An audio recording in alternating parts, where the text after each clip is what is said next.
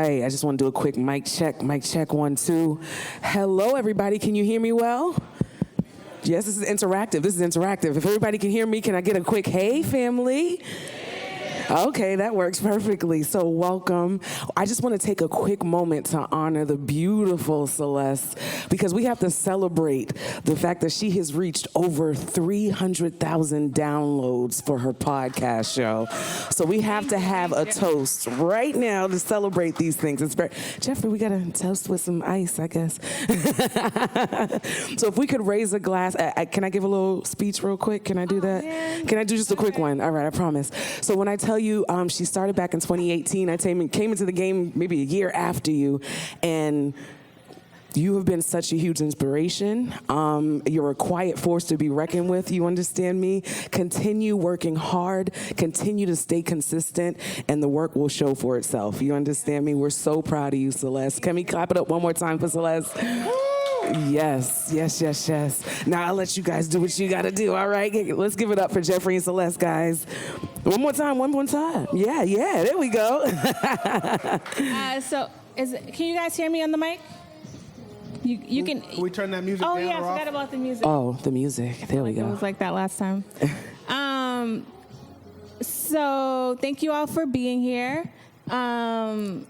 Okay, it's recording. So I just want to say that Jeff and I, we started this over a year ago. Every time I feel like I keep saying a year, but I feel like it's more than a year. I definitely don't know. Okay, so it's been over a year. I enjoy talking about relationships, all kind of relationships, and Jeff was on my podcast a couple of times, and so I asked him if he could be like a regular, and so he was like, let's do it different where we ask people to ask questions, and so that's what we decided to do. And so that's how we're here. Jeff, do you have any words before we get started? Looking forward to it. As always, we got questions people submitted anonymously online. Celeste picked them out. I have not seen them yet. But here's the thing about the way we do it when we're live. We're going to ask these questions, and what we want to know is, what do y'all think when you hear this stuff? Basically, you're going to do our jobs for us. All right, so Mo's going to read the question out loud, and then we're going to hear kind of what y'all think. And then we'll work through it together, and by the end of it, we'll all have solved this. We'll understand relationships perfectly. Everyone will be married or polygamous or whatever it is they want to do, and things will be perfect. And all your men/women will act right. You ready? Everybody ready? Okay. Let's do it. All right, first question. Sitting with myself has been hard. I am learning that when I sit with myself, it is very uncomfortable. I've been listening to your podcast for the last year and learned so much about myself. What is the best way for me to get comfortable with being by myself? All right. So this is interactive. If anybody... Interactive, right? So what is this person talking about, right? They're worried. Sitting with myself, meaning like I'm not doing nothing, I'm not going out, I'm just at home. And no one's distracting me. And it's just so hard. Yeah. How can you get comfortable with that? What'd you say, Taurus? What's your name? My name is Ioma, and I am a Taurus. Birthday last week. Whoop, whoop. I'm not sure it says Taurus. So I would say, like, sitting with yourself, get to know yourself. Like, what do you like to do? Like, do you like to read? Try it. If you don't like it, stop. Do you like singing? You like listen to music? If you don't like it, stop. Figure out what you like to do when you're sitting by yourself. Is it that you like to watch TV? I discovered during the pandemic, I sat by myself a lot. And I enjoy watching series on Netflix. So that's what I do. When I'm by myself, people are like, you want to go out? I'm like, no, I'm watching a series. Okay, so you know what I mean? But I think like just getting to know what you like without having somebody else distracting you and keeping conversation with you. Okay, what other people think? A couple of hands over here, but we jump over here real quick. Oh, okay. What's your name, ma'am? Nope. What's your name? Oh, my name's Alexis. Hi. I just piggybacking off of what she said. It also takes self-love, knowledge, because there are times where I don't want to be by myself. Like there's bad thoughts in my head that and it feels better to be around other people. So, I mean, I think if your intention is to be alone, be okay with the thoughts that are going through your head that are not so good, you know. There's something called radical acceptance, like accepting yourself unapologetically. And, you know, I think just making it an actual practice, like reminding yourself that this is like an act of self-love. Sure. Did I see a couple hands over here? All right. Let me make my way over. Y'all gonna give me a workout today. Let's go. I agree with the other folks. Only thing I would add is that when you know, just stay consistent with yourself. You know what I mean? Continue to do it. And while you're there, try to understand what is triggering that anxiety. And really, you know, whether you got to journal it, whether you got to write it down, and really understand where it's coming from. And then to, like, once you recognize it, begin to put a process in place to deal with it. All right, so you're sitting there, and you alone, whatever it is, you didn't pay your Netflix subscription. Alexis didn't pay our Netflix subscription. I have her password, but I'm alone. It's not working. No, she got cut off because now Netflix is not letting. Netflix don't let you share no more. So she got it. And Alexis just sent me a text that said, sucks to suck. Y'all petty for that. Y'all petty. And now I don't have Netflix anymore, and I got to sit with myself. And I start to spiral down. I was like, why do I do the things that I do? Why? And why am I alone? So many people I know have a partner, but I don't. And also, why am I not where I'm supposed to be in my career? And also, remember that thing I said in 3rd grade? That was so whack. And then, what should I do to circumvent that? What should I do? It's already happened. I'm not past this yet because this person said it's so hard, and it's not like I never tried it. It's like I try it and I spiral. So what should I do to interrupt that in that moment? What do y'all think? I know one thing that works for me personally. Sure. I definitely have to like set some sort of goal of some sort. So if I'm saying, you know, I'm going to sit with myself, it's not just aimlessly sitting with myself. It's I'm going to make sure I try something new. I'm going to make sure so that I don't have that moment where I'm spiraling and in my thoughts. You know what I mean? But when it happens, I really have to physically correct myself. Like, wait, stop. Take a moment, breathe, and correct what you're saying in this moment. That's what works for me. Does that work, Mo? Could that be? Because when I'm thinking about why I don't have a partner and why I don't have more promotions in my job and what I did in 3rd grade, because that's the past and I can't change it. Right. But a goal is something that's in the future and I could start today and work towards it. Maybe. Oh, I like how you connected that. Yes, that's exactly why. Taurus got something else to say. Okay, come on, Taurus. Well, wait for that mic, baby. Okay, I want to put a spin on it though. Like, not just you are alone, you don't have a partner. What if you have a partner, but you still feel alone? Yeah, that's true. The person said sit with themselves. They did not say, I am single. They could be sitting right, just looking at him. Some dude, his name's Ralph. He's just sitting there, dirty underwear, and you feel like, why are we even? Not the dirty underwear. He's just in his dirty drawers, and you just like, you sitting there by yourself, and but does the same thing apply, you think? That if I start thinking about the future and how I could be better tomorrow than today, rather than ruminating. Have anyone ever heard that word, ruminating? Right? I remember in the SATs, I think I heard it. No, I'm kidding. Well, ruminating is one of the kind of short circuits that people do. When you have something went wrong, and it did. You don't just ace life. You did something wrong or whatever, but then you just think about it. Like, why did that guy honk at me when I had my blinker on, but okay, maybe I didn't have it on 100 feet before, and you're just agonizing over some little faux pas. Did that person, I was holding the door for them, but then I thought they weren't coming.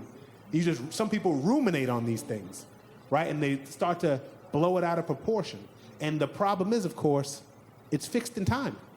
You will never hold the door differently that time ever again. You can only do it differently in the future. And so one of the things is not to ruminate. Sit with yourself. If it has a lot to do with rumination, why you are where you are, it can be negative in a way that Mo's trick of thinking about how you could be better going forward is a lot more positive. What do you think, Celeste? No, that's good. I love the radical acceptance. I think that's important. And also, just because you have a partner or family doesn't mean that means you're gonna. I love the fact of what you said. It doesn't mean that you're gonna feel fulfilled. I think a lot of times people enter into relationships to get that fulfillment. When the fulfillment has to take place on an individual level before you're able to connect with your partner, because your partner should be an added bonus to the thing you're already being, to your individual self. So you're saying, like, not that whole, like, you complete me. but rather I am Correct. complete. Yeah. And then I meet someone that complements. Exactly. Yeah. Yeah. Very good, very good. I want to make something good. We're going to get to know each other in here. And so if at any point someone has a question that's been burning in their mind, now I know everyone in here is perfect and everything in their life goes perfect. But if somehow you even want to say, listen, I have this friend. She wears a Taurus shirt. And what she does is, if you wanted to do that and pose a question, you could. You could do that. So we're going to go off these questions that Mo has, but just so you know, the floor is open to talk about stuff because, listen, we're a family here. Am I right? All right. We're definitely a family here. All right, so the next question we have, listen, these are going to be a little triggering for me. You understand me? My girl and I have been together for 2 years. She's 31 and I'm 29. She's been pressuring me to have a baby and get married. I want to do these things, but to be honest, Celeste, I'm having a hard time with her attitude. I feel like she's pressuring me because 3 of her friends have gotten married in the last 2 years. How can I get her to understand this? I want to be with her, but her pressure and mood swings is making it challenging. Oof. Shh, listen, I feel the fellas in the building felt that one, okay? Who wants to speak on that? Who got any? What should this person do? What should this person do? What this person do with this pressure that he's... I've heard some of the voices that over here that were supportive had a little bass in it. So I did too. Maybe I should come over are there here. any dudes that have anything to say? Maybe I'm wrong. Maybe I'll tiptoe over here. I No, didn't hear nobody. that. Okay. No one knows what. So you just tell this person, hey, just get her pregnant. Is that the advice? Absolutely not. Right? Like, absolutely not, right? You don't, like, I think if this is one of my little cousins coming to me like, yo, my girl's pressuring me, and I will tell him, no, don't do it. Do what works for you. You need to have a serious conversation with her and you constantly remind her you love her. But that's not where you are right now. And does she really want you to marry her when you're not ready? Like, let her think about that for a second and not think about her friends that are getting married because are they really happy? Sit down and think. Everybody's in a rush to meet a goal. I mean, I can talk on a personal level. I was in a rush. All my friends was getting married, you know? And Celeste and Jonathan are the one who started it out. Like, getting married. Like, so now you're thinking, like, I gotta meet this goal like them. You know? Like, how do I reach this happy? And I'm watching all my friends getting married, so I'm looking at my baby daddy like, you better put the ring on it. And I'm sure he felt pressure too. You know, but now, like, look where we are because I pressured him. You know what I'm saying? So you learn.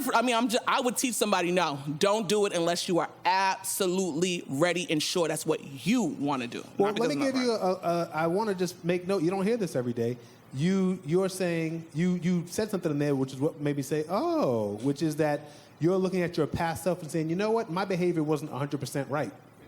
You're acknowledging that some part of maybe some challenges you face now is because of maybe the way you behaved then. So you're hearing yourself a little bit in the letter writer's girl. Is that right? I was that girl. Like, you see this one, she just got engaged.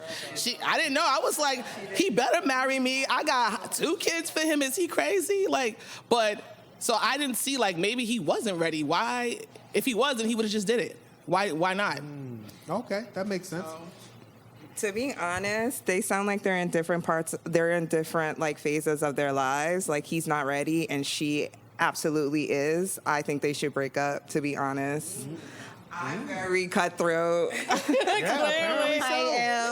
If it's meant to be, they'll come back together. But if she's pressuring him and making it a toxic situation, like he's either gonna do something he regrets, and then it's gonna end up being bad. I mean, he definitely needs to have a conversation with her. But if he puts what he wants out there and it doesn't align with what she wants, like they should separate. I think there's one piece I want to go on, though, with the actual conversation, though, because it seemed like the person in the question was afraid to even have the conversation because of the mood swings, right? I give this piece of advice to anybody dealing with women, whether it's man, child, woman, or whatever. You can't be afraid of emotion. Like, you literally cannot be afraid of emotion. You have to be able to speak your truth regardless of what the reaction is going to be. I promise you it will take you far. But could continue. But after you do reach that conversation, I do agree with you. Like, if you can't meet then you have to break. I'm just. This all makes a lot of sense, but can we take note of a few things? He actually said, I do want to do these things. Yep. I just feel rushed. So I'm just making a note. So it's not the same. It's not as diametrically opposed as she loves X and I hate X. It's more like she wants X now and I want it sometime in the undefined future. Would y'all's answers change if he said, we've been together for 3 years? Would that change it? We've been together for 4 years. No. 5 years. No. We've been together for 9 years. No, And she's pressuring me to get married. No. If you're not ready, don't do it because you're going to be miserable and you're going to make the other person miserable. And then what are we going to be divorced now? So no. Let's ask the crowd. Is being with somebody, when you've been with someone for 9 years and you say, I do want to get married in the future, is it unreasonable for the person to say, if not now, when? Like to say, is 9 years not enough? Is that unreasonable? I don't think Clap that's if you think unreasonable. 9 years, a person reasonably could need more time. Clap if you think by 9 years you should be ready.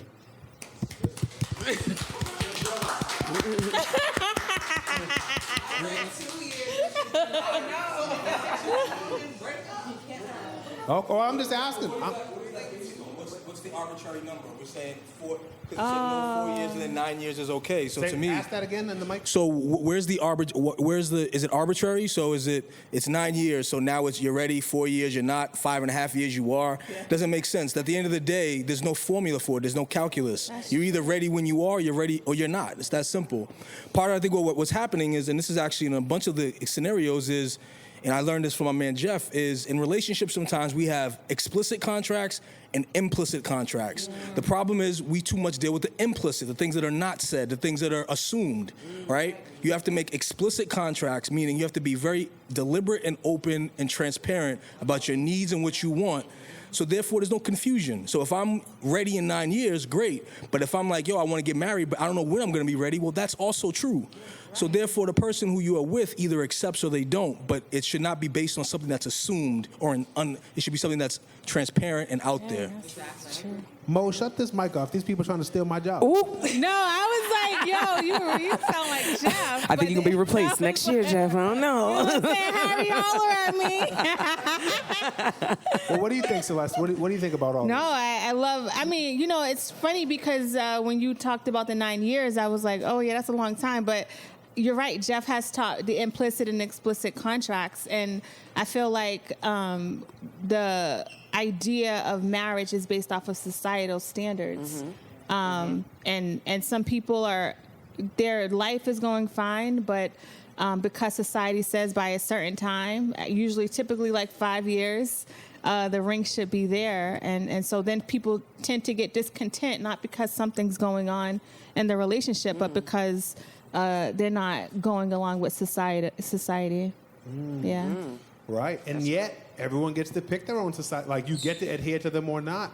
So in the end, I think it sounds like the room thinks that they should have a conversation. He should say to her, look, ideally, he would say, I'll be ready to get married in 4 years, 2 weeks, and 6 days. But more likely, he's just saying, like, I'll know when I'm ready, and in the meantime, don't pressure me. What are the chances? Clap your hands if you think she'll find that to be an unsatisfactory answer. Unfortunately. Right. So it sounds to me like they're going to have a hard talk, and it might be a thing where he says either if he's just going to stick with basically I'll feel it. I know my body. If he just makes that argument, she might say I find that unacceptable, and then he might say, well, I find your nagging unacceptable. What often happens really is she'll say, like, okay, I'll wait, but probably can't stop the pressure. That's probably what happens a lot, right? Because she feels a little bit like a hostage. You know what I mean? Like, at what point will you know what I mean? You tell your kids, like, we're going to go to Chuck E. Cheese. And then every time you drive by Chuck E. Cheese, go Chuck E. Cheese now. Like, we're on our way to school. You're not going to Chuck E. Cheese right now. Kind of like that. So they got to work it out and talk it out. But if I was him, I would plumb the depths of my own psyche to see how will I know when I'm ready? How will I know? Is there anything that's supposed to happen that hasn't happened yet? How will I know? Because the chances are, although he should talk to her and say, I'm not ready and I don't know when I will be, that's a lot of like saying, this is the beginning of the end. Because I guess it does make more sense if you show kind of like an action plan of some sort. Like, this is the reason why I'm not ready or whatever, this, that, and the third. Right. Okay, Jeff. Anybody have any burning questions before I move on to the next one? These people are fake shy. Right. You know what I love the idea of? That all these questions, the people are in the room. So as I read it, I'm also going to look around and say, who asked that one? I know it was you. I think the cameraman asked this marriage one. I think his girl's Jason. I can't. All right, so the next question. I've always found the concept unconditional love to be a bit disingenuous. I understand it from a logical point of view, for sure, although the practical side of me says it's BS. Shouldn't love absolutely be conditional? Is unconditional love a real thing? Come on now. Let the church say. Could y'all... Wait a minute. Let me ask some questions to the crowd then. Okay. We'll do more like kind of crowd answer and response. Would y'all... I'm just picking stuff, but would you still love your parent if they were quadriplegic? That means they can't move their body. They're in a wheelchair like Stephen Hawking. Can't move their body. If you would still love them, clap. Your parents. Okay. Would you still love your child if, God forbid, they were born with some kind of infirmity that meant they could never live what we think of as like a kind of normative life? If you would clap. Your mate or the last boyfriend or girlfriend you had, if they gained 200 pounds, would you still love them? 200's a lot. That's a lot. That's a lot of person to gain. And that clap felt a little more tepid. All right. Their 4 front teeth fall out, and they do nothing to... they do nothing. Like, they're not going to get fakes or anything. They're going to be missing the 4 front teeth. Clap if you're with it. I can still love them.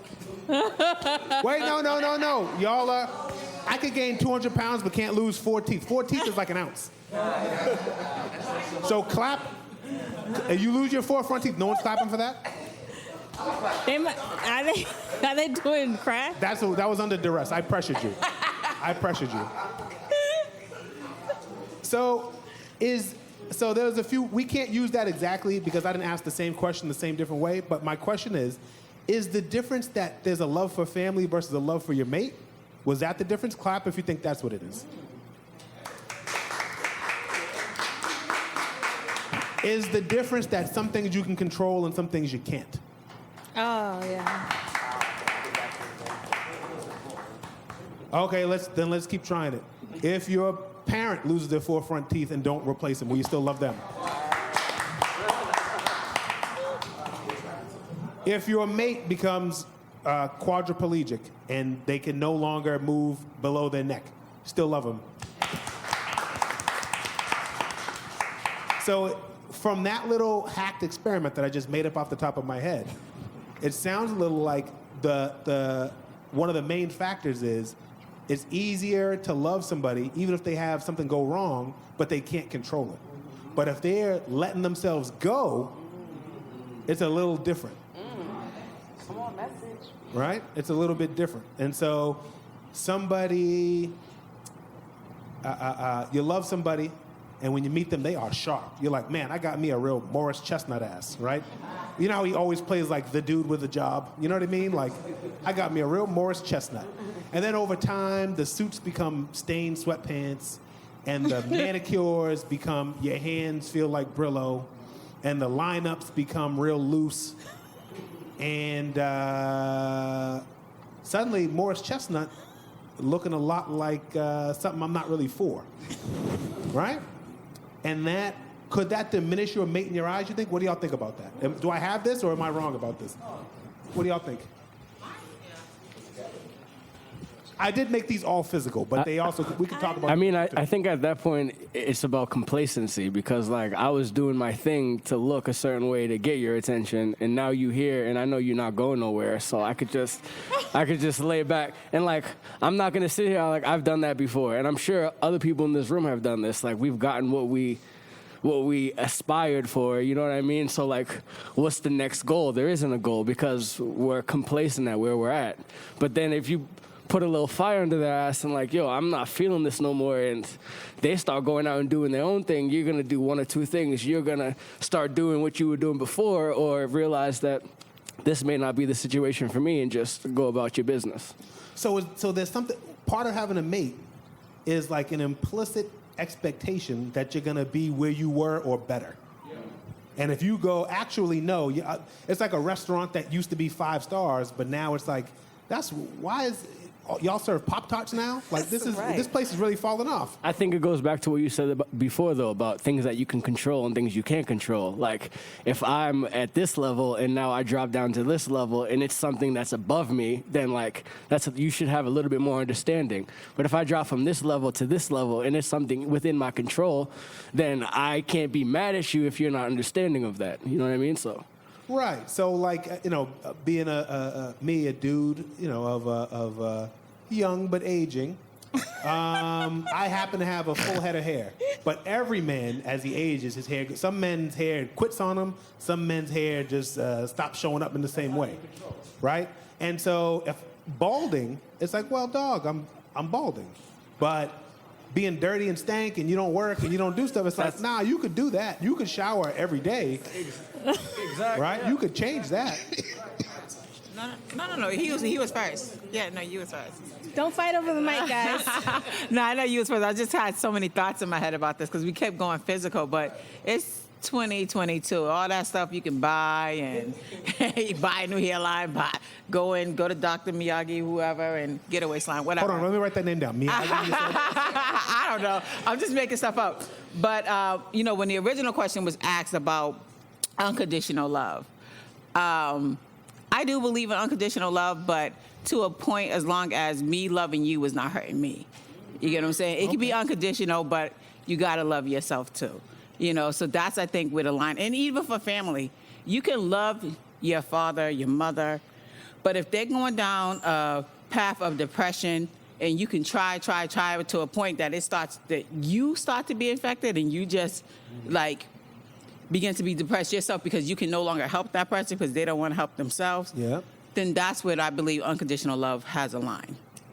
So you can also, it's not necessarily that if let's say your parent became so consumed with emotional illness or whatever it is, that talking to them just dragged you and they wouldn't take their meds and they wouldn't seek help.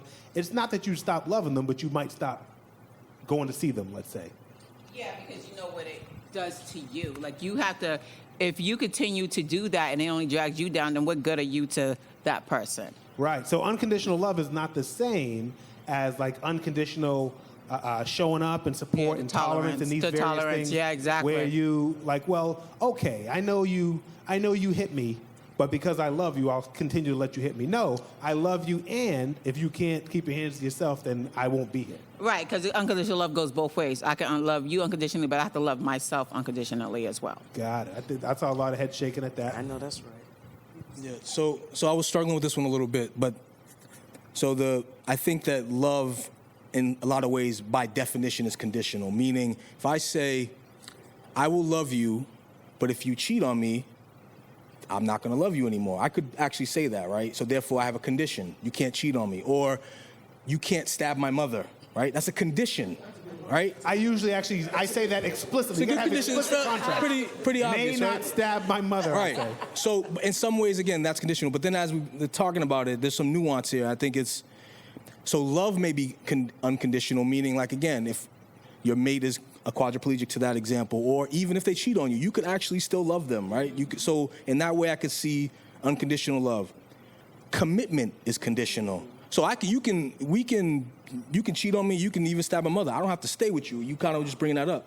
Like, I don't have to commit to you. I can even still love you from a distance.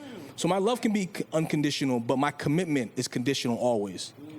And I appreciate that. And if I can add something real quick, Harry, that's good, just because I want to make sure my framing is clear. When I use a quadriplegic as an example, clearly I was reaching for something that would be a huge lifestyle change. I don't want to denigrate or make anyone feel bad who has any kind of physical disability or infirmity. I don't mean it that way.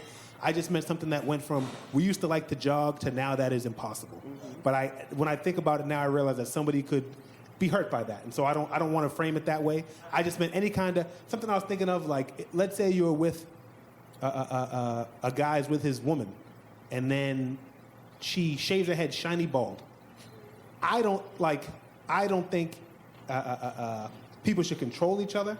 But even I think about that, like I could imagine a guy saying, even though you are in control of your own self, I really don't care for this, and thus it changes the way I am attracted to you.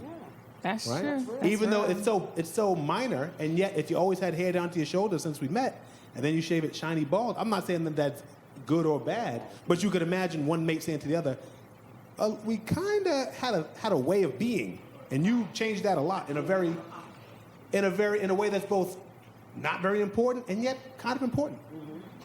Anyway, other people had stuff to say? Wait, sir, let me make my way on over. Let me jump. I wonder what this is gonna be. I promise I'm gonna be good. I actually want to piggyback off of what gentleman said because it's very important. I think people confuse commitment and conditional love. Mm-hmm. You can love someone and not be committed to them. And people think because they're supposed to love someone, that means they have to be stuck with them no matter what, which is pretty much what you were touching on. So I think that's you see a lot of people holding on to negative relationships because of situations like that. Because, well, I'm supposed to, the whole, what is the adage? So death do us part. I never understood that. Like, no, if there's something wrong, I'm not dying with you. I'm leaving. You're killing me. I'm leaving. So I think that was a great example that you brought up. Yeah, I think you see this a lot in Celeste. You tell me what you think of this. In relationships that have domestic or intimate partner violence, an issue is that someone is being hit, but they say, but I know this other person loves me. Yeah. And I love them. And so they're saying, how can I leave? I love them and they love me. And a lot of the work is understanding what you just talked about, which is the idea that, I'm not saying stop loving them. I'm saying no longer cohabitate with them because you may be killed or be injured, or this is just tearing you apart. Maybe you never die. Maybe they just slap you and you live, and you just have to live under that. And so you have to separate out, I love you, from I demand to be respected and treated in a certain way, and it's that cannot be violated even by someone that I love. Mm-hmm. What do you think, Celeste? I just want to say, I think when it comes to the word love, a lot of people look at it, they don't realize they're looking at it as a feeling. I think love requires boundaries. It requires a mutual, the way we're treating each other. Unfortunately, a lot of people was shown unhealthy love to start with their life. So the way that they look at love is very dysfunctional. And so when people, a lot of times in this, especially the unconditional love thing, and if we're talking about domestic violence, I think a lot of times people don't understand the word love, and that's hard. Yeah, I think that's true, and I think a lot of this was embedded in that question, meaning the letter writer might be thinking of unconditional love as if it meant staying with somebody no matter what, tolerating any amount of behavior or violation of boundaries. What it actually is, it's a good feeling to have, but it probably isn't the number one thing you should make decisions based on. There are things that can supersede it. Yeah. Next question. Unless these people finally want to open up and say, Celeste, fix my marriage. Anybody feeling open yet? That's all right. We got plenty of questions to go. All right. That's actually good because this next question goes on this last topic. If you're learning how to love yourself better, is it possible to date while you're in that journey? I just started a new relationship and I'm scared I'm going to get lost in it. Something that I always do. Who just started a new relationship in here? I mean, I haven't started a new relationship, but that is something that I do personally fear. What do y'all think? What does it mean to get lost in a relationship? What do y'all think that means? That hand shot up. Wait, girl, let me... Let me sprint on over to you, girl. I don't do this anymore, but I know what that feeling means to be lost in a relationship. Like, you cannot stop thinking about this person. Like, you forget to pay bills. Like, you do dumb stuff. You forget to pay bills. You know, you take a day off of work to be with them. Like, they ain't doing that for you, but Do you're they call? doing Do you it. call out, or you just not show up? You call out, you know. Walk by the office like, No, nope, no, you not go, today. I'm sick.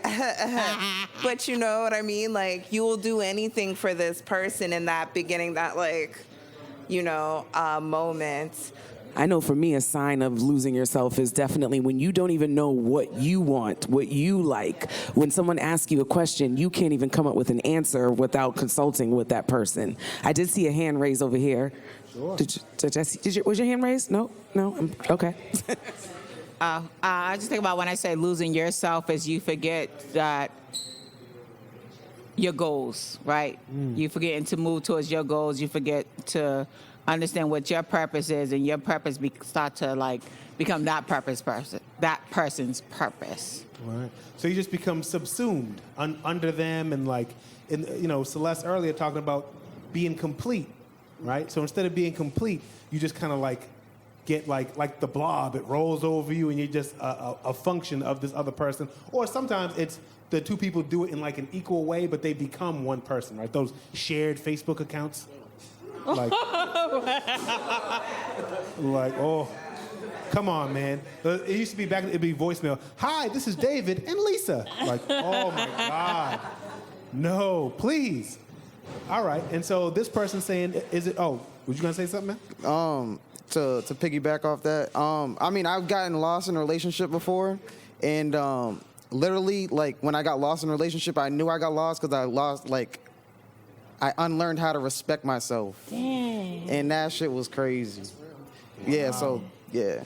Very profound. I unlearned it. So it's not like you never even knew it. It's that it kind of got undone, like your shoelaces coming untied. Yeah, that makes a lot of sense, right? So this letter writer is saying, the letter writer implicitly is saying, I'm at risk of this sort of behavior. I used to do this. I'm working on not being that way. But do I have to like fully master that before I date? What do y'all think? Is that Before how that we works? say that, I just want to say what he just said. The respecting yourself, I think that's a huge part of people losing themselves. I think people get so caught up in relationships that they don't respect themselves, their wishes, their wants. I never heard it framed in that way, but that's a really good way that you framed it for people. Fantastic. Yeah, I've never heard that framed. That is the encompassment of what I was talking about. Yeah. Respect for yourself. You That's stop doing great. Things for yourself. I'm gonna that you steal would've that done though. I'm just normally. letting you know. Oh, no, I let people know that You when steal all I this. like something, I like that a lot. Right. But yep, she said, Alexis said that what you just said encompassed all of what she was talking about. That sounded dang. like a very succinct way of describing it, right? Yeah. So the question now is, can you date when you're like, let's say basically a recovering, because the term for this is codependence. Yeah. Right? The term for this is codependence. The idea that you're putting someone else's feelings, needs, thoughts, beliefs ahead of your own. All right? It doesn't make you, and sometimes people do it to each other. Sometimes it's a relationship where one person is basically the alpha and one person is the beta in this relationship. So you're a recovering codependent. You know you're at risk of this. Can you date? That's the question. Or is it, if you do, you'll just fall back down? Thank you. I don't think so. For me, I unlearned that by having to like master it first, because it really takes like knowing yourself and knowing your boundaries to like be able to like actually enforce it in a like relationship. If you don't even know that yet, like you're not going to be able to enforce it, and that person's going to walk all over you. Got it. Is that everyone thinks that, or some people think you could date? No, knowing yourself, knowing yourself, that's huge. I agree with her. Yeah. I mean, I am someone who has codependent relationships all over her life with her mother, her brother, her man, her children, everything. So Damn, I you just telling all your business. No. Taurus is very No, but I'm just self-aware, saying, which is the no, first I'm a step. sharer though. I'm a sharer because this is how you learn, right? This is how you learn from other people, right? When you share things, right? I have that problem, and I wish that sometime I can learn to break away from it before I start to develop new relationships with anybody else, because you end up finding somebody that, oh, you have to help them and they have to depend on you. No. Break away from that and learn something. Learn about yourself. Like, no. Don't. Got it. Now, who was the person that said you can't date? Who was Over it? here, she said that. Look, Taurus, you are very self-aware and you're clearly doing the work. I really respect that. That's real. Is that a Taurus thing for real? No, it's not because she's a Taurus. It's because Oh, I she's want her. to say I rock with Other Taurus. my dad's a Taurus, so everyone ain't like that. Right, all Tauruses don't do the work. All Tauruses. No, but no, I agree. I agree. Getting to know yourself, understanding your boundaries, all of that is important, right? But to know that you really do understand yourself is by putting yourself out there. So you got to date, because then you're going to go into that situation and you're going to learn, oh shit, I'm not ready yet. Go back and do some more work. But if you keep getting yourself ready, how do you know if you're ever really ready if you don't put yourself out there? So you got to date. And just be open-minded and willing to say, shit, I thought I was ready. Maybe I'm not. Go back, do some work. Go out there again. Maybe I'm not. And it's a learning experience. It's a process. I was going to say that maybe if we thought about dating as that learning experience, how you learn the things that you like and don't like, and when you're dealing with other people, and how to become not codependent. Right. And trust the process. Right, so it's kind of... Trust the process. Right, that makes sense. So it's kind of like, how could you ever know if you know how to swim unless you get in the water? At a certain point, you gotta get wet, right? And yet, there is a stage where you don't know how to swim yet. And so certainly it's not the time to jump in over your head, right? So maybe it's, what do y'all think? Maybe it's like, depending on what stage you're at? Could that be it? Sweet. Hustle, Mo. I want you, you're gonna do 1,000 steps in here, 10,000 steps. Yeah, and I feel bad. No, I totally agree with what was it, Nicole? Nicole was saying, like, you definitely, it is all a learning process, but if you know, like, you just started out, like, I would give myself a breather, like, with that. Just like assert yourself in, relationships that aren't romantic, so you can get that like feeling of, oh, I can do this and still be myself, I don't think it necessarily has to come in the way of a romantic relationship. Until you build that confidence, then you can go into this whatever romantic relationship and be like more, willing to say what you want instead of waiting for the other person. Let me stop. Hold on, sorry. It's too bad y'all didn't sit next to each other, but you didn't. I know, right? No, she was making me think it kind of goes back to our first questions with being comfortable with being with yourself first and understanding yourself and getting to know yourself and your boundaries and what, triggers that loneliness, and then getting yourself ready to be out there. That makes sense. Celeste, close us out on this. Yeah, what Tara said.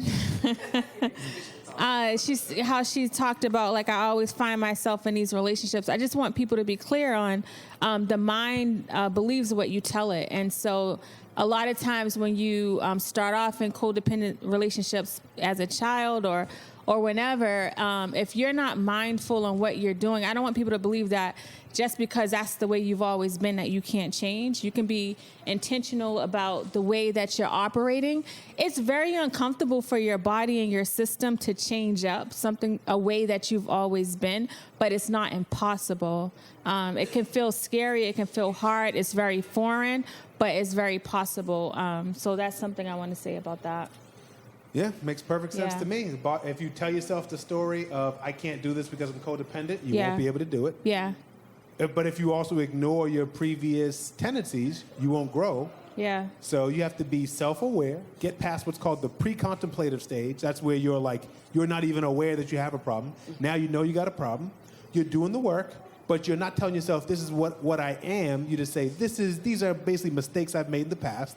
I won't make them going forward. And at a certain point, you're ready to get in the water and swim, but maybe not the first minute. Is that a synthesis of what we've talked about in here? It seems like it is. I think we changed this person's life. I hope they get out. That's right. I hope they got it. What else we got? Wait, before anybody Make sure feeling you open? guys get food and drinks, guys. Right, what she said. No, but also anybody feeling the need to open up about some stuff before I go to the next question? All right, no worries. This one's coming a different field here. I like it though. I come from a Nigerian Christian household. My parents have not accepted my choices. I do not want to go to college and explore my passion for art. Wait, I do not want to go to college, and I want to explore my passion for art. I love them dearly, but I'm struggling with feeling trapped in the world. How can I get them to understand who I am? Yeah, exactly.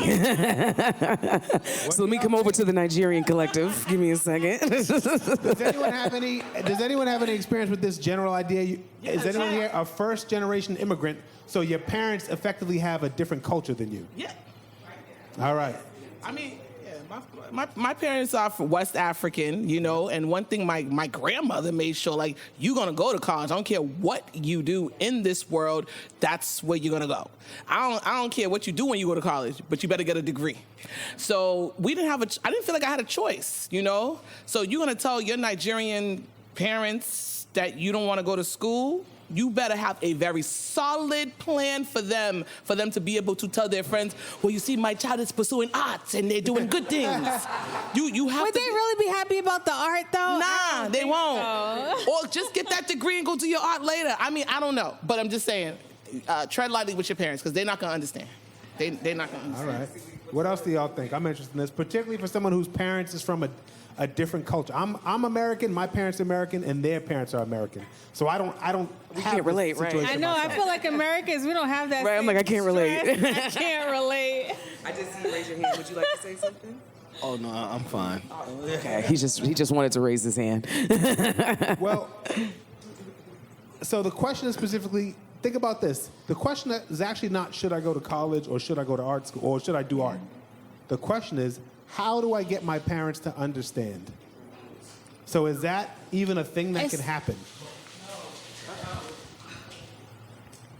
One thing that that I can see is like when you can monetize your skills, they respect that. So in terms of, you know, your art, if you know you can sell your art, or even if you go to college and major in art and do something with it, that's what they respect.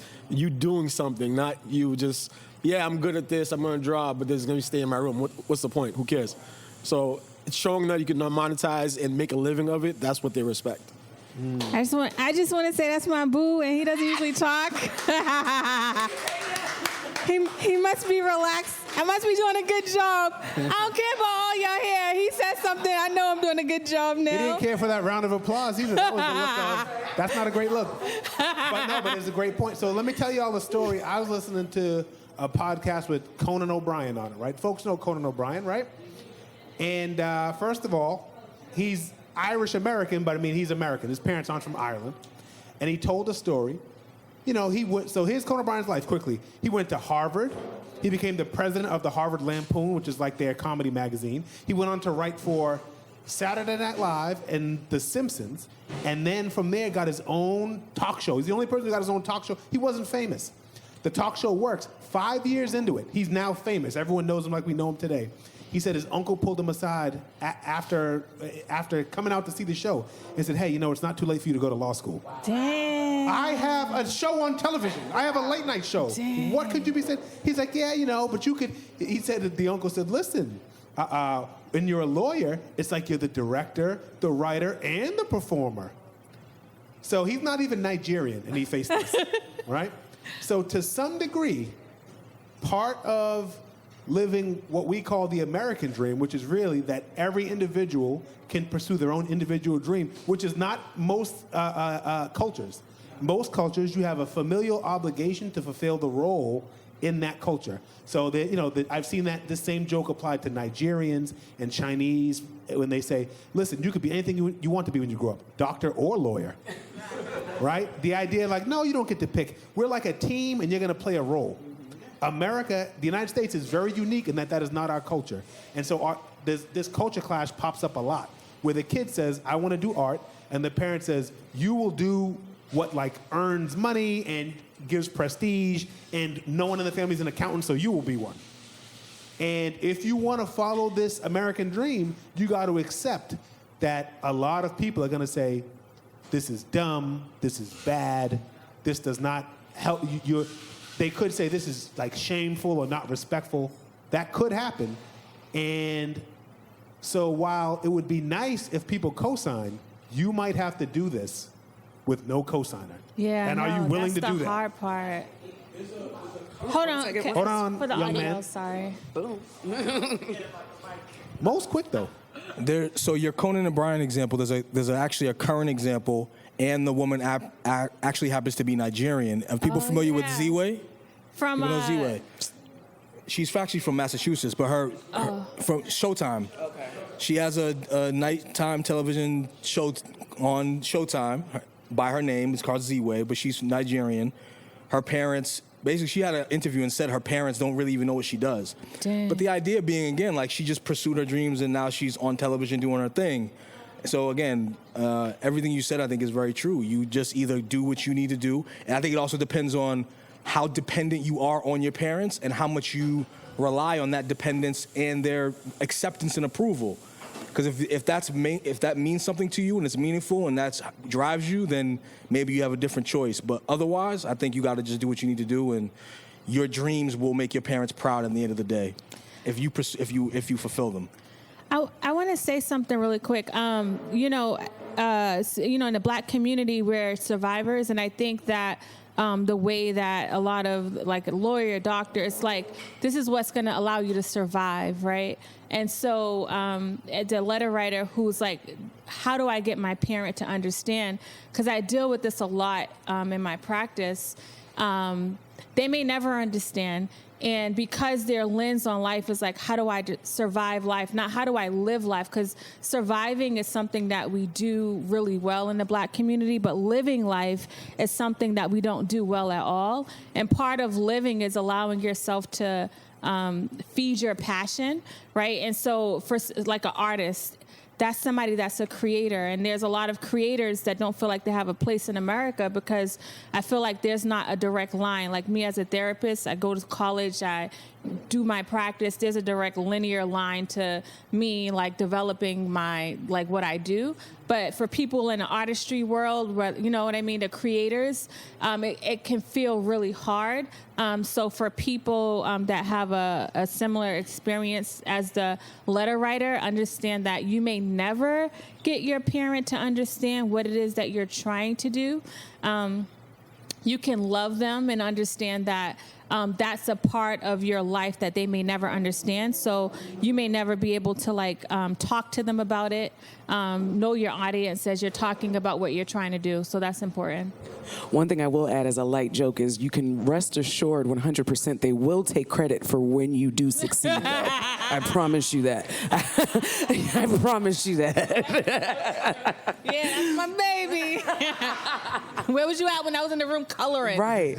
I think I seen footage of Toby, I always say his last name wrong, is it Nwigwe? His mother, he's on this big, huge stage on tour, and he's like, hey guys, this is my mom. And she's like, yes, this is my son. I'm so proud of him and all of this. But she was never there to support him. She thought he was a joke when he was trying to be a rapper and things like that. So you see it firsthand, even in American families. Let's just call it what it is. But And it's not because your parents are haters. No. It's because they're so nervous that they want you to pick something that is so safe and prestigious and pays money. Yes. And so they want to hear that you're a doctor. They don't want you betting your life. They want your life to be a sure thing. It's generally not because they're haters. Yes, that's so what? true. My mom's not a hater? No. That's a good point. Yeah. Every once in a while, someone's parents are haters, but generally, they just Generally not. They say, I want my kid to be can't fail, and being an artist is not like that. So Yeah.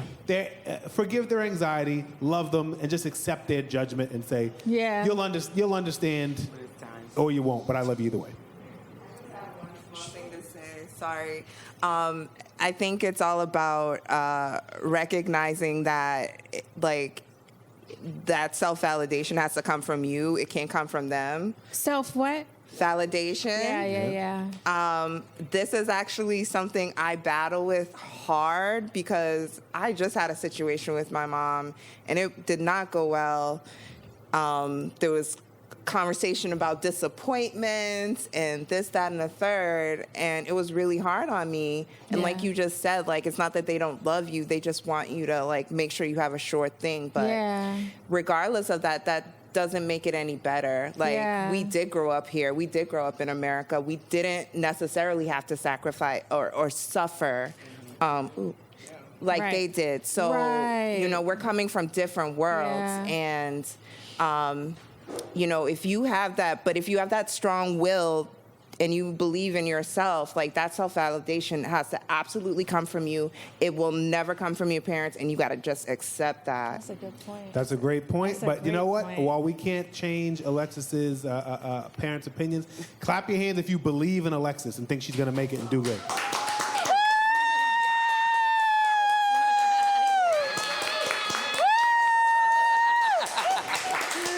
Yes, honey. There you go. We got you. All right. So I'm like, next question is, okay, I guess we can do this question. All right. I'm having a hard time at work and trying to figure out how to speak up for myself. I work in marketing, and it's obvious that my white peers are given more grace over situations that come up. I struggle with speaking up for myself. I'm good at my job, but I have a hard time advocating for myself. Okay. He said, I'm ready. Like, I hope I didn't cut you off, but like, that person, I don't know exactly what they do unless they're getting paid like $1 bajillion million per year. Like, they're replaceable, and the moment that they do or say something that their employer doesn't feel, they're going to be up out of here. So I would exercise their right to do whatever the hell it is that they need to do to live while they can live while doing that job. Boom. so you're saying they should quit? I'm saying they should speak up on the issues that they see in the workplace, and if that ultimately leads them leaving, then they've got to do what they've got to do, because clearly if their white counterparts are in a different light than they are, then something, that's not the space for them, and they're replaceable. I mean, we're all replaceable in the workplace to a certain extent, so I don't think you should be unhappy where you're working, period. All right, that makes a lot of sense. I get that position. What do other people think? This person, their job, they feel like if they lose a penny, they get in trouble. But if their white peers lose 50 cents, it's like, well, it couldn't be helped. Something to say. Come on. What do we have to say? Go ahead. Oh, man.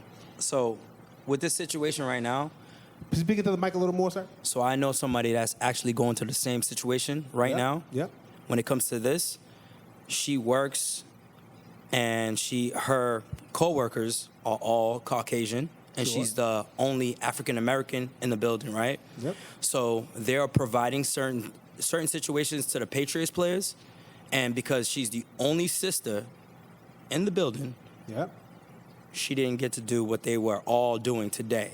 And she was like, all right, I don't know what I'm doing wrong, and this and that and the third. So to that question or the statement that was said just now, I'm like, I know I've been in that situation. So what you were saying, I understand exactly what you were saying, but it doesn't work that way, my brother. I'm sorry. All right, I really so don't. Yeah, well, let's not think of it as a rebuttal, but why don't you give more context? Yes. I got you. And the only question would be, in what sense? So like, for her to get out of that current situation that she's in, does she just sit back and continue to just see that her white counterparts get to do stuff that she doesn't? Like, how does that better her situation? I don't think it does. Right. So you definitely don't want her to sit there and eat it, but also speaking up doesn't always just saying, hey, this is bullshit. That doesn't always yield results either, right? Well, we're talking it through. What do you say, ma'am? Well, I got a kind of different thought about this. I mean, the bigger problem to me, is that she has a hard time speaking up for herself. So regardless if she's at this job, the next job, or the next job, if you're not advocating for yourself, that problem is going to still exist. Right. So you got to get to the root of that. Why are you scared to speak up for yourself? You know? And if you do, what are you afraid of happening? Let her finish her thought, sir. Shut up, Rich. What are you afraid of happening? And then start to understand that and process that. So when you get control of that, then you can understand why you don't want to speak up for yourself. Got it. So, if I speak up, how do I not show I'm the angry black woman at the job?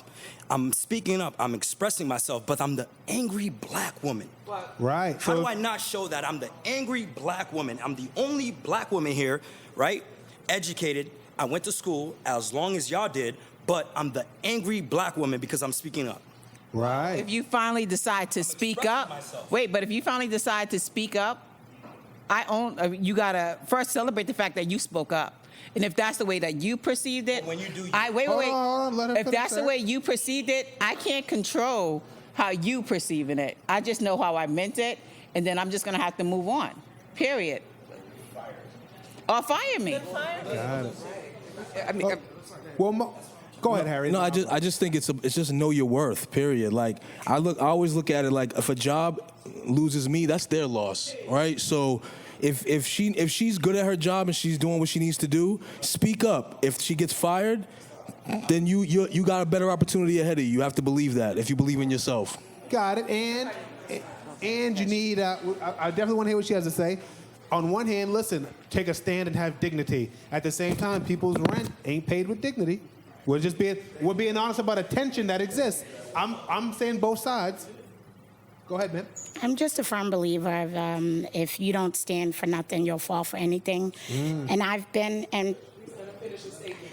in predicaments like that before, where I didn't feel valued or I felt like I was being a little bit slighted, and I spoke up for myself. Of course, I definitely got painted as the angry black woman.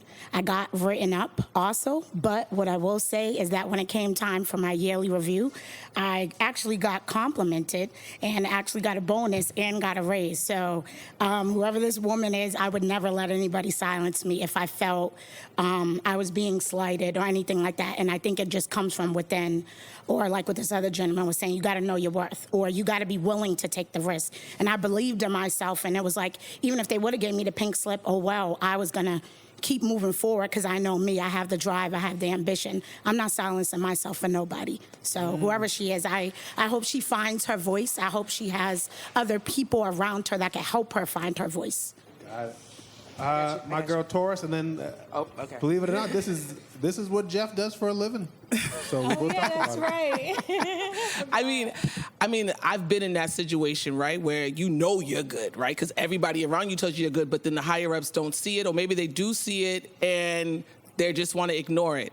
So what I started to do was write all the things that I was doing down, all the tasks that I did, and I showed like how it benefited them, what I was doing. So when I brought it to them, it's like, okay, yeah, you're right. Yeah, you are good. And I'm like, if it wasn't for me, these patients wouldn't be in this health center today. So remember that.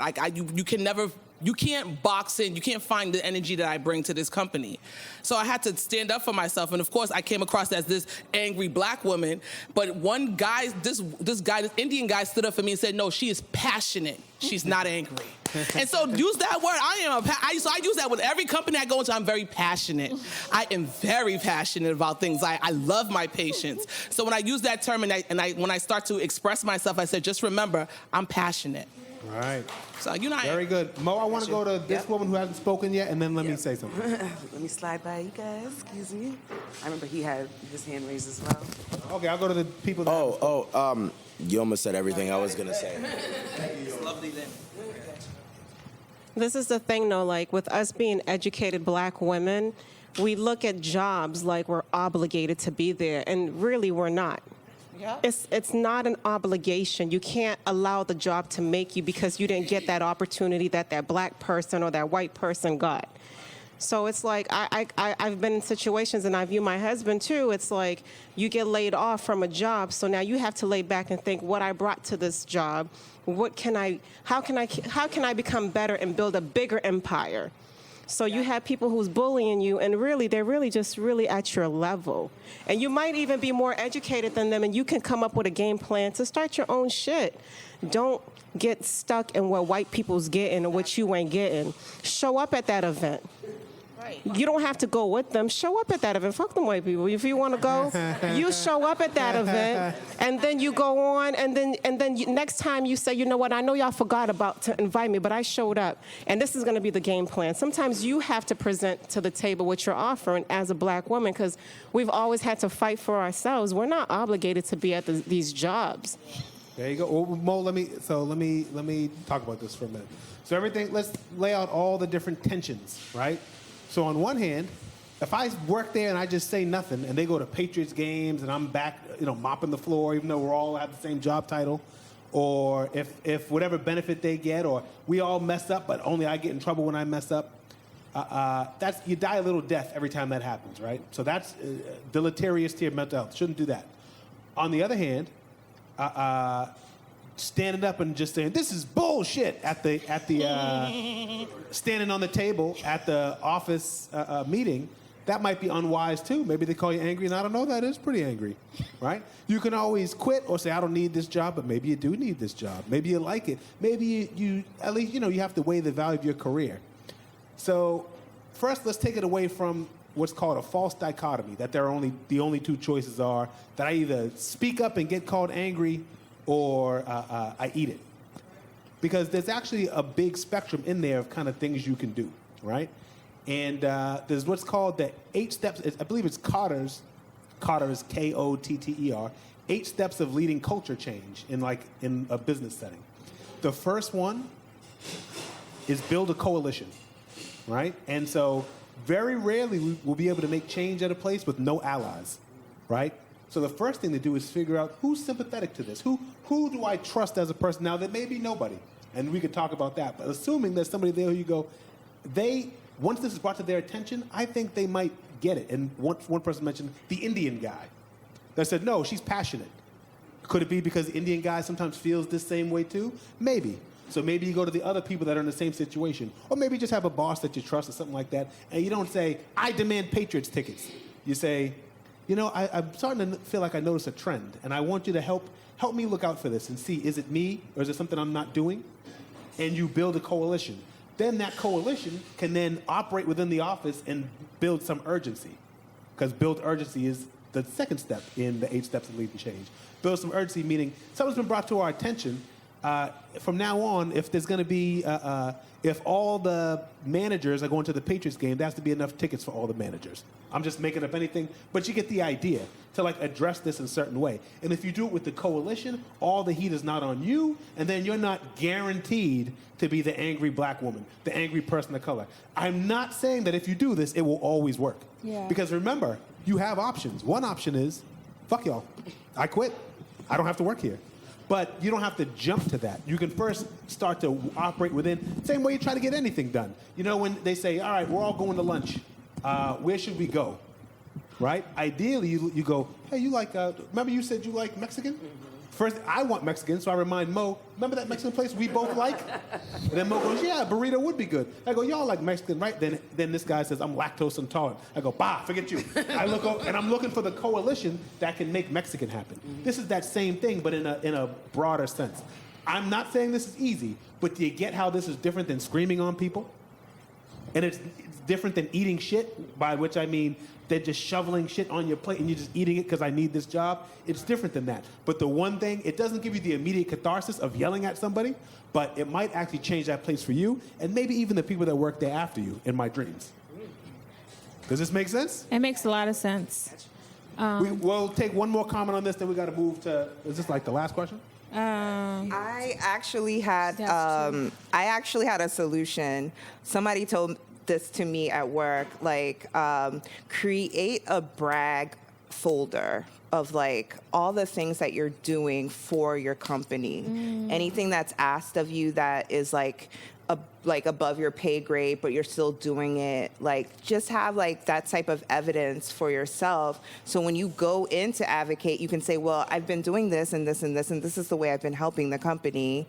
And you're on a better footing to kind of negotiate for things that you want once they, recognize that you have been putting effort in. And 2, I definitely agree with you. I don't know about the whole coalition thing, but definitely finding a partner or a mentor within your company that you can connect with and have some sort of, back and forth and can have your back, I think is important. There you go. That's what it is. The bottom line, you'll get very little done by yourself. You got to have a coalition. And we got to have the next question. Oh, I just want to say something really quick. For people that are in this situation, Jeff kept saying, like, this may take time or it may not always work, but have a plan is important. If you just sitting there and dealing with everything that's happening, like I've watched people struggle like mentally because of all of the things that are happening at work, and that should not be the case.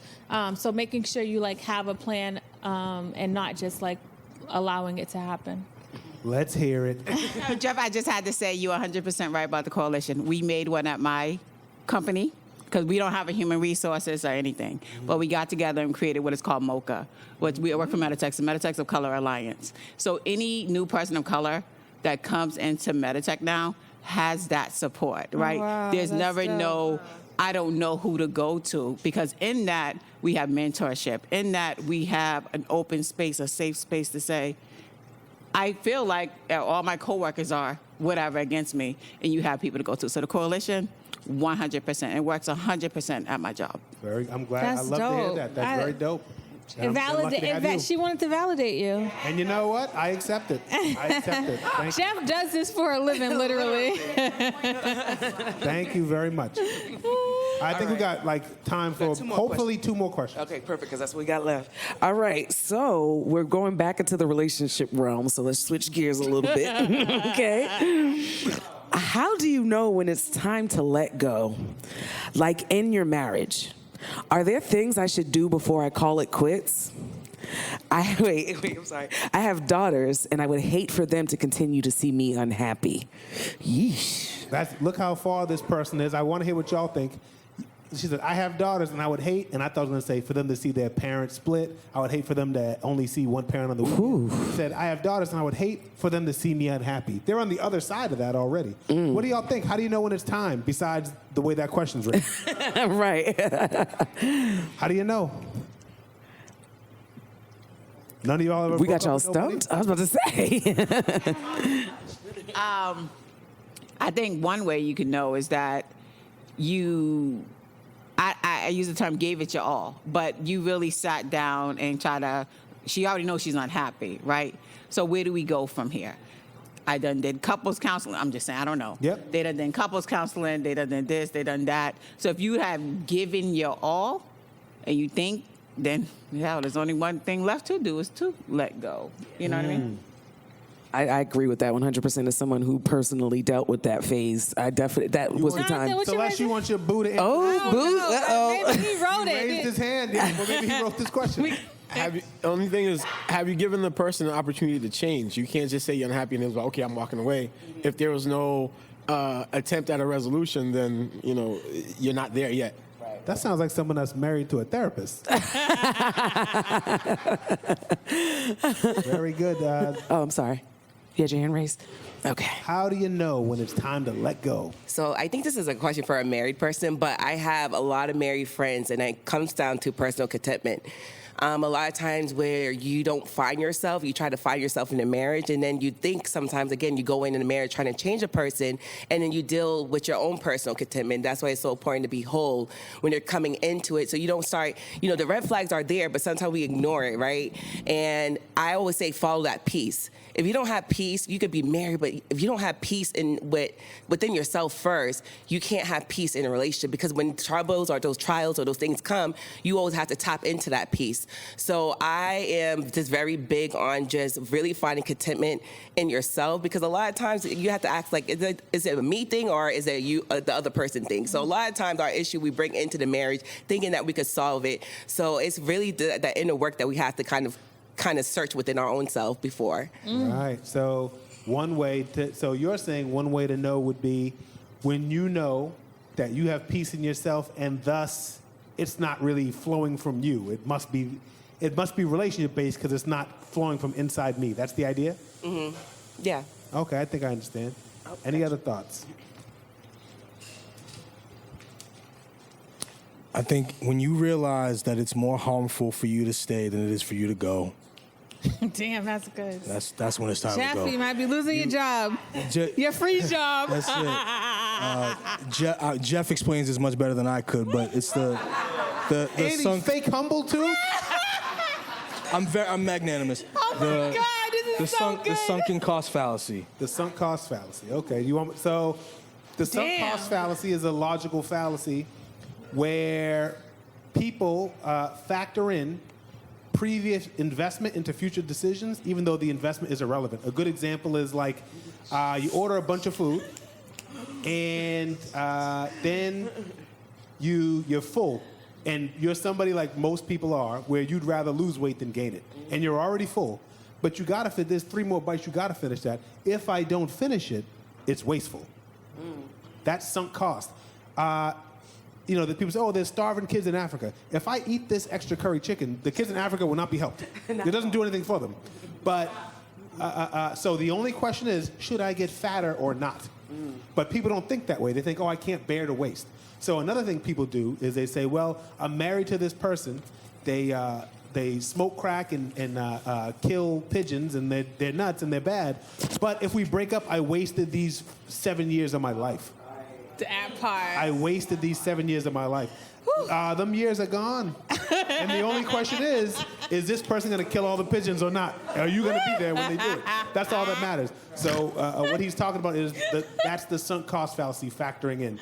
And so when it's more harmful to stay, in your case, you said, if it's more harmful to stay than to go, based on today, not based on the past. Well, they once were good. 6 years ago, we always had fun. Okay, and for the last 6 years, it's been a nightmare. Right? So that makes sense. Celeste, what do you think? How do you know? No, Harry. I mean, I love Harry. So wait, so why do I lose my job? How do you lose your job? Yeah, I think when it's more harmful. And also, I just want people to be mindful of anybody that's listening and it sounds like something familiar to your situation. Make sure you're not basing your decision off of, is the grass greener on the other side? I think a lot of times people look at the outside of like highlighted reels and start to compare themselves to what they have going on. So when people say, I tried everything, and, you know, a lot of times, unfortunately, it's because they're not looking at the little growths. Because if you're struggling in your relationship, people aren't going to change overnight, right? It's a process. And so being able to celebrate the small wins is important, but you will never celebrate the small wins if you're looking at somebody's grass on the other side, and that grass is probably fake. They probably brought it from Home Depot. Oh. Right. So the other issue is you have to sort out what is a problem with this mate versus what is a problem with mates. Meaning, like, my boy, or a dude I know, he complained. He said, the problem with this woman, I don't know, she puts her cold feet on me. I said, that's not a problem with her. That is what women do. They put their feet on you. So, like, if you don't like cold feet, you don't want to sleep with a woman. That's what they do, man. So don't think that's her. But some things, okay, she steals up my wallet. Okay, they don't all do that. You know what I mean? That's her. But realistically, I'm joking a little bit. But like the idea is sometimes they leave around a mess. Well, so do you. Everyone leaves a mess sometimes. Or they do little weird stuff. Anytime you live with someone, you realize, oh my God, these people come with a bunch of weird stuff that they do. This is so weird. And then but everyone will. Unless you like marry your sibling, they're gonna have grown up in a different house that has a different set of norms. And so you gotta accept that. But then some stuff you go, I can't tolerate this. Yeah. It's disrespect, it's boundaries, it makes me unhappy, we argue over everything. This is a hard one to know the answer to. People have said great things. The one thing that I'll say is when you know it's time to be over, when you ask yourself, what does my ideal future look like? If the answer, if your best possible future doesn't include them, then it's definitely time. I'm not saying if it does include them, then you have to stay, because it can include them, but only if they get clean, but maybe they won't get clean. But only if they, whatever it is, stop the infidelity, but maybe they won't stop that. But if you dream of, you say, really, I wish I never met them, and my best future would just be without them for real, okay, then what are you even fighting for? Bounce. I just want to know where you was about 3 years ago in my life. Where was you at? We have one more question, but I just want to end it because, my boy Justin LeBoy on Instagram said, ain't nothing in these streets but Casamigos and lemon pepper wings. So, but the streets sound lit with the Casamigos. But don't worry, I'm not trying to leave or nothing. I'm just saying. All right, so our final question, and I feel like this goes perfect for the final question of the night, okay? What are the tips and tricks for someone in their 30s? Because I'm struggling. That's just it. That was it. Oh, it's not about dating or anything? Just says in their 30s. I'm assuming for dating. For dating. Yeah. I was like, for 30s, yeah. Is it just like pay your taxes? Right. How do I pay my taxes in my 30s? No. I'm assuming dating. How is dating? What do y'all say? What are some tips for dating in your 30s? Let me come on over. Don't do it. No, I'm kidding. Don't be dependent on your significant other. Have your own personality, your own routine. If you travel with your girlfriend, travel with your girlfriends and promote it for him too as well. Don't make it seem like, okay, now that we're together, we have to do everything together. No. It's okay if a girl walks by and he looks at her. Don't feel like,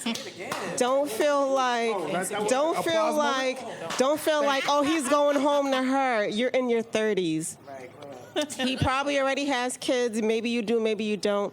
But have your own personality. If you were traveling in June, July, continue it. Don't feel like I'm a pause because he's not going anywhere.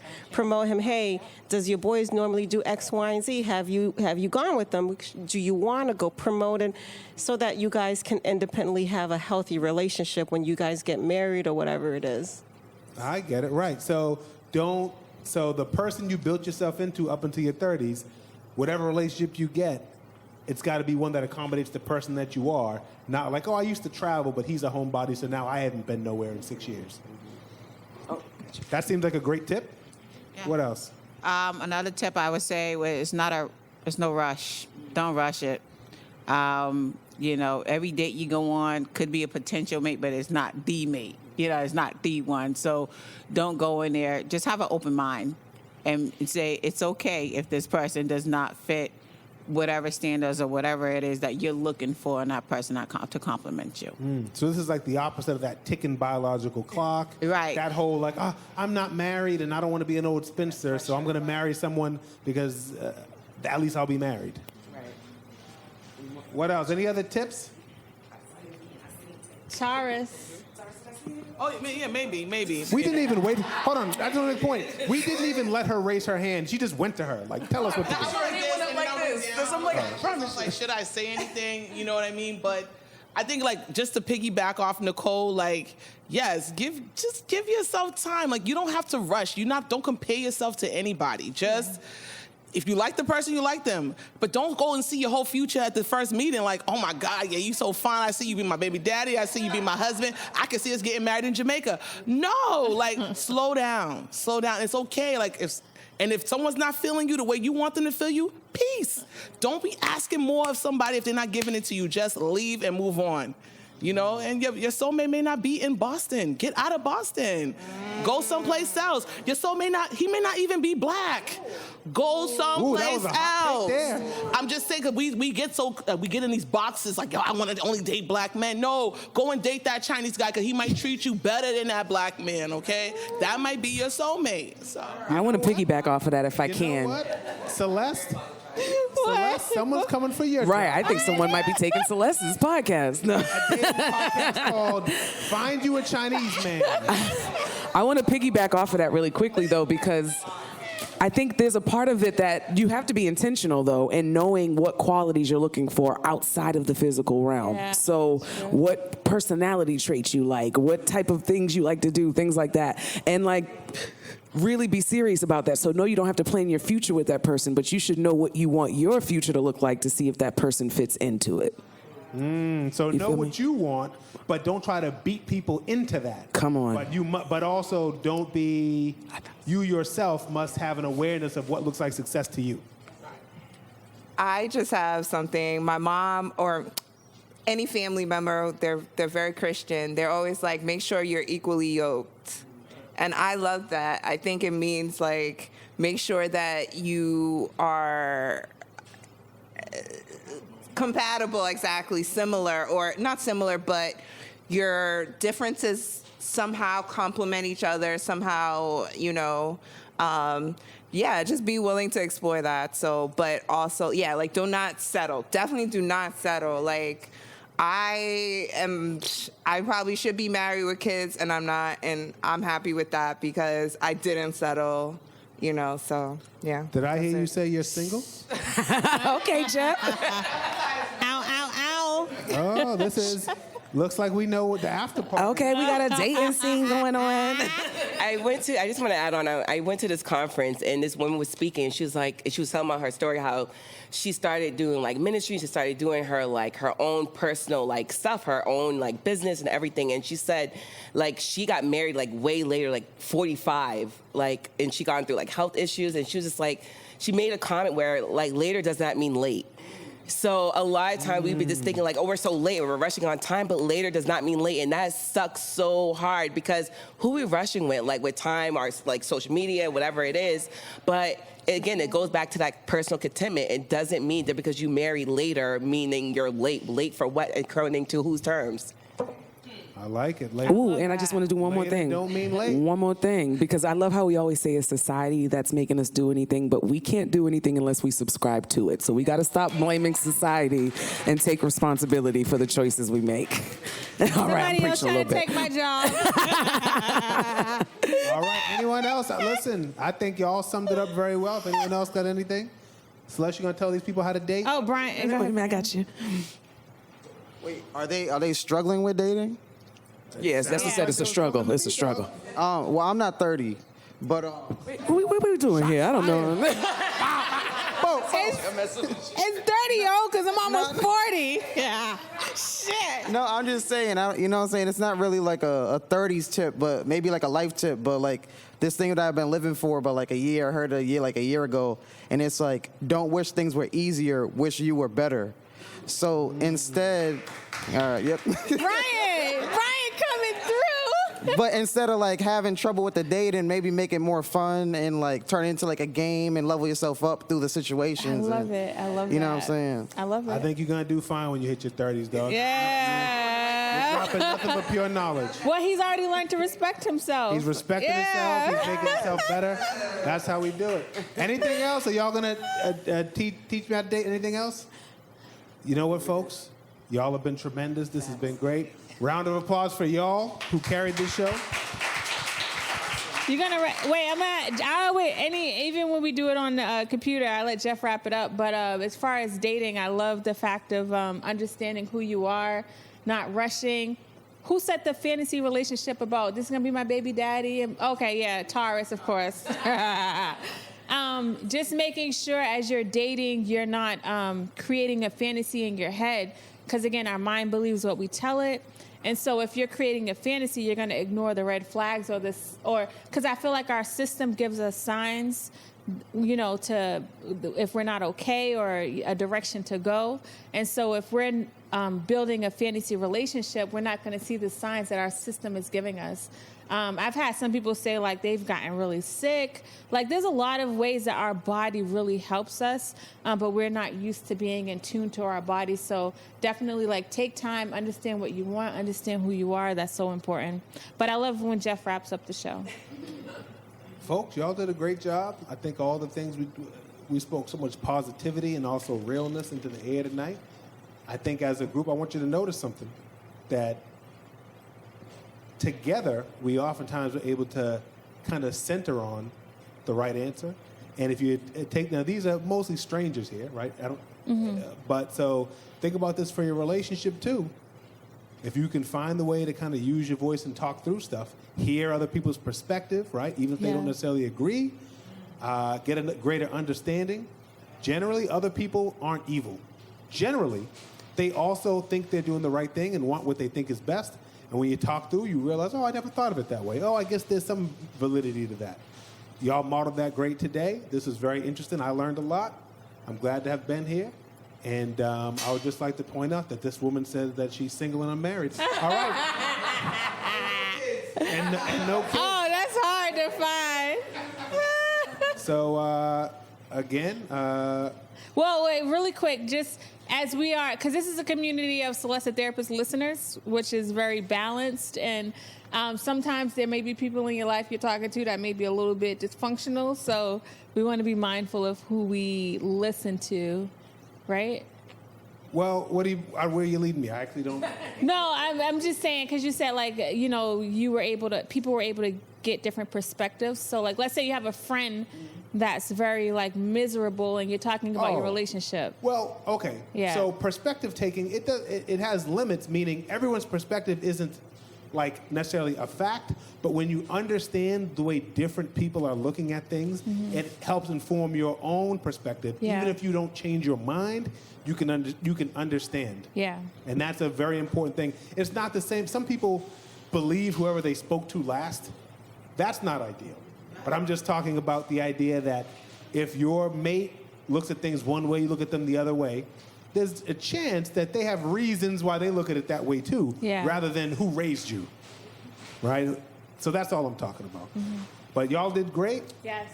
I'm thrilled to have been here. Yes. Can you guys give yourself a round of applause?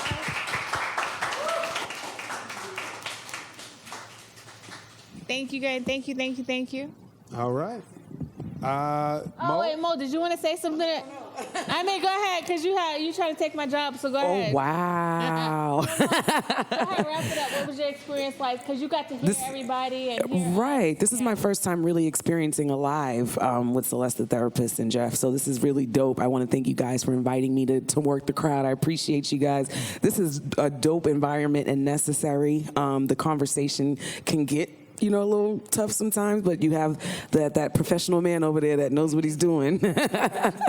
So this has been an awesome experience. I've taken some gems out for myself, so thank you guys. I appreciate you. Definitely. And we got to give it up one more time for Celeste reaching her over 300,000 downloads, man. That is major. Oh, and lastly, we have 2 podcast people, I think. I don't know if there's anybody else. If there is, let me know. We got you, Let's Get Naked. Tell people about your podcast. Yes, I have my own. Tell people This Can't Be Life. Yes. Let her tell. Go of course, I got you. Okay, I'm waiting for the instruction. What I'm doing. Okay. Oh, yes. Hi, I'm Kay. I go as Kay the Rebel. I'm a podcast host for This Can't Be Life, and that's spelled L-Y-F-E. I'm on SoundCloud. I'm on Apple Podcasts. I kind of release when I feel like it, but a couple of times per month. Yeah, because I like to do it when I feel it, because I think it makes for better content. I'm always interested to share my platform with people. If you want to do anything, I'm kind of audio only. I'm a little shy sometimes, so I haven't transformed over to that visual world. You don't of have to rush. podcasting. You didn't hear the Yeah. So, but I've started going live like twice a month. Okay. Yeah. So my podcast page for the live episodes is TCBL Podcasts on Instagram. And This Can't Be Life with a Y. Yes.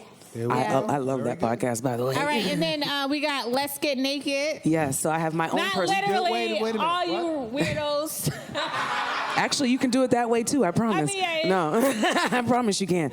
So yeah, I have my own personal podcast called Let's Get Naked, figuratively, where we talk about all the things that are taboo and uncomfortable to talk about within the Black and Brown community. So make sure you follow that everywhere that podcasts are available. Let's Get Naked, LEZGETNAKED.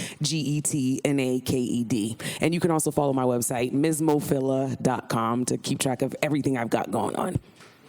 Yes. Thanks, y'all. You guys have a good night. Thank y'all for coming out. We're going to mix and mingle and things. That's what's happening next, y'all. Singles Mixer starts now.